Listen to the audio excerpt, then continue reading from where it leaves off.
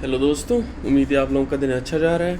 आज हम बात करने वाले हैं वैल्यू इन्वेस्टिंग की और कि वैल्यू इन्वेस्टिंग मार्केट क्रैश के लिए सबसे अच्छी स्ट्रेटजी क्यों होती है।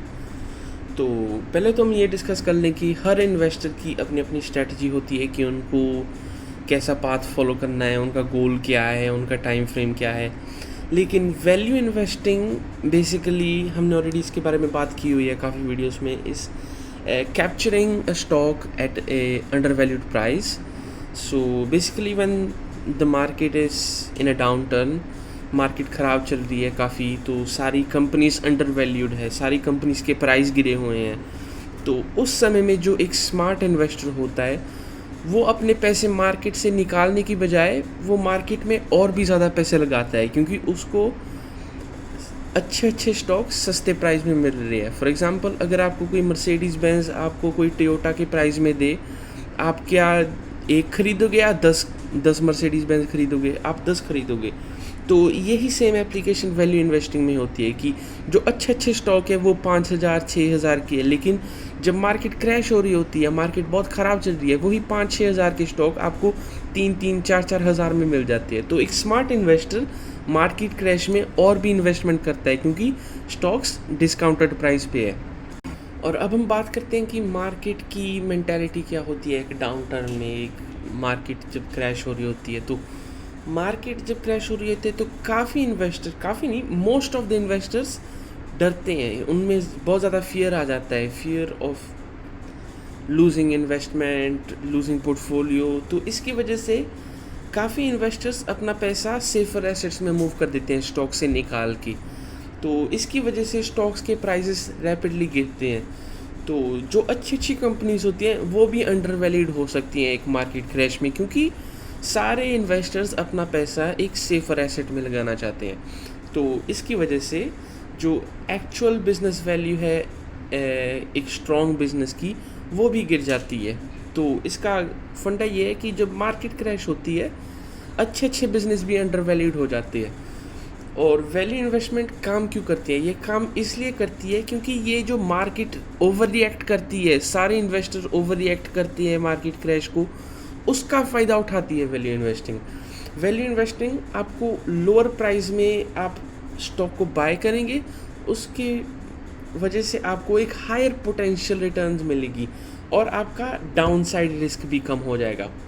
तो इसका मतलब समझिए पहले तो, फॉर एग्ज़ाम्पल, अगर एक स्टॉक है 3,000 का और आपका गोल है कि ये मैं 3,000 का खरीदूँगा और ये जब 4,000 का हो जाएगा मैं बेच दूँगा। तो एक स्मार्ट वैल्यू इन्वेस्टर करता क्या है कि वो वेट करता है कि जब मार्केट क्रैश आएगा, यही सेम 3,000 का स्टॉक मुझे 1,500 में मिल जाएगा। तो whereas on the other side, अगर आप 3,000 में उस स्टॉक को खरीदते, 4,000 में बेचते, आपको क्या 1,000 का प्रॉफिट बनता। वेयर एज एक स्मार्ट वैल्यू इन्वेस्टर उसी स्टॉक को मार्केट क्रैश में 1,500 में खरीदता है, और जब मार्केट करेक्शन करती है, अगर आप 3,000 पे भी बेच दो, आपने फिर भी ज़्यादा प्रॉफिट कमा लिया वैल्यू इन्वेस्टिंग से। लेकिन वैल्यू इन्वेस्टिंग एक लॉन्ग टर्म की गेन है। अगर आप अंडर वैल्यू स्टॉक लगा लो, 1,500 में खरीद लिया, आपने उस स्टॉक को 4-5 साल के लिए रख लिया, आसानी से वो प्राइस लगभग 5,000 के करीब जा सकता है।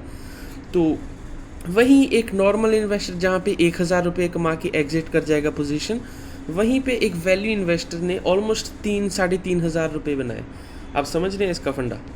और अब हम बात करते हैं थोड़ी सी चैलेंजेस की कि वैल्यू इन्वेस्टमेंट में आपको कैसे चैलेंजेस हो सकते हैं। तो कुछ चैलेंजेस है जैसे वैल्यू ट्रैप्स, इनकरेक्ट एनालिसिस या स्लो रिकवरी पीरियड। तो एक बात समझनी बहुत ज़रूरी है कि ये जो वैल्यू इन्वेस्टमेंट है ये हर कंपनी पे नहीं चलती, क्योंकि at the end of the day it's a market crash. तो जो मार्केट सारी नीचे जा रही है, तो ऐसे भी हो सकता है कुछ कंपनियां वापस ऊपर ना आएँ। तो इसकी वजह से एक स्टडी करनी, आपकी रिसर्च बहुत ज़्यादा इम्पोर्टेंट है, क्योंकि वैल्यू इन्वेस्टमेंट आपको मल्टी बैगर आपकी पोर्टफोलियो को कर सकती है, लेकिन ये आपको डुबा भी सकती है। क्योंकि अगर आपने अच्छी रिसर्च नहीं की, आपको कंपनी के बारे में कुछ पता नहीं है कि ये बिज़नेस कैसा है, ये बिज़नेस रिकवर करेगा, इसमें पोटेंशियल है, या फिर इस बिज़नेस के पास कैपिटल है इस क्रैश से रिकवर करने के लिए, ऐसी कुछ चीज़ें आपको देखनी पड़ेगी कि ये कंपनी में एबिलिटी है रिकवर करने के लिए। ऑल्दो कुछ काफ़ी ज़्यादा स्ट्रॉन्ग कंपनीज ईजिली रिकवर कर जाती हैं, लेकिन इधर उधर इंस्टेंसेस होते हैं जो स्ट्रॉन्ग कंपनीज भी नहीं रिकवर कर सकती। तो इसलिए एक पेशेंस तो ज़रूरी है वैल्यू इन्वेस्टमेंट में, आपको रिसर्च भी बहुत ज़रूरी है। आपको पता होना चाहिए कि कौन सी company is worth your investment, ये सबसे ज़्यादा ज़रूरी है। तो मार्केट डाउनटर्न क्रिएट्स अपॉर्चुनिटी, ये की टेक अवे है यहाँ से कि अपॉर्चुनिटी तो आपको मिल जाएगी, लेकिन फिर भी आंखें बंद करके इन्वेस्टमेंट नहीं करनी, रिसर्च करो, पेशेंस रहो, फिर इन्वेस्टमेंट करो उसमें। तो वैल्यू इन्वेस्टमेंट आपको हेल्प कर सकती है रैशनल स्टे करने के लिए। आप स्मार्ट बाय करोगे, क्योंकि अगर आप एक वैल्यू इन्वेस्टर हो, आप एक नॉर्मल इन्वेस्टर की जगह ऐसे कहीं भी जाके क्या कोई भी स्टॉक नहीं खरीदोगे, आप स्टॉक पे रिसर्च करोगे, आप वेट करोगे कि ये स्टॉक अंडर वैल्यूड हो, फिर मुझे डिस्काउंट पे मिलेगा। तो एक वैल्यू इन्वेस्टर की एक स्पेसिफिक साइकोलॉजिकल थिंकिंग होती है कि कैसी डायरेक्शन में कैसे जाना है। तो यही चीज़ आपको लॉन्ग टर्म वेल्थ क्रिएट करने की हेल्प करेगी वैल्यू इन्वेस्टमेंट में। तो ऑलरेडी हमने डिस्कस किया कि वैल्यू इन्वेस्टमेंट आपको मल्टी बैगर बना सकती है ईजिली। तो आपको अच्छी कंपनीज देखनी है, रिसर्च करनी है और पेशेंस रखना है बस, क्योंकि मार्केट ओवर रिएक्ट करती है, इस ही ओवर रिएक्शन का फ़ायदा वैल्यू इन्वेस्टमेंट उठाती है। तो जैसे वॉरेन बफेट ने भी कहा है, be greedy when others are fearful. जब सारी मार्केट भाग रही है, प्राइसेस गिर रही हैं, तब आपको लालची होना है, तब आपको अपने अच्छे अच्छे स्टॉक्स खरीदने हैं, क्योंकि तब आपको सारा कुछ डिस्काउंट पे मिलेगा। क्योंकि फॉर एग्जांपल अगर आप एक वैल्यू इन्वेस्टमेंट नहीं हो और आपने मार्केट क्रैश आया, अपनी पोजीशंस एग्जिट कर दी, जब आप अपनी पोजीशंस फिर से बनाओगे मार्केट करेक्शन के बाद, ऐसे भी हो सकता है कि जो आपने पहले स्टॉक 3000 का ख़रीदा था और 3500 का ख़रीद दिया मार्केट क्रैश में, बेच दिया मार्केट क्रैश में। और अगर आप वेट करोगे कि मार्केट करेक्शन करे फिर मैं फिर से वही स्टॉक खरीदूंगा, ऐसे भी हो सकता है कि जब आप वो स्टॉक फिर से खरीदने जाएं, वो स्टॉक अब 4000 का है, तो at the end of the day आपने प्रॉफिट कुछ नहीं कमाया, आपको रेदर 500 रुपया और डाल के फिर से वो स्टॉक खरीदना पड़ेगा। तो मार्केट की तरफ और मार्केट की जैसे ओवर रिएक्ट नहीं करना। एक वैल्यू इन्वेस्टर पेशेंस होता है और डिसिप्लिन्ड होता है। तो इस वीडियो के लिए यही है दोस्तों। अगर आपको कुछ सीखने के लिए मिला तो सब्सक्राइब ज़रूर करना, उससे थोड़ी सी मेरी भी हेल्प हो जाती है। Thank you very much.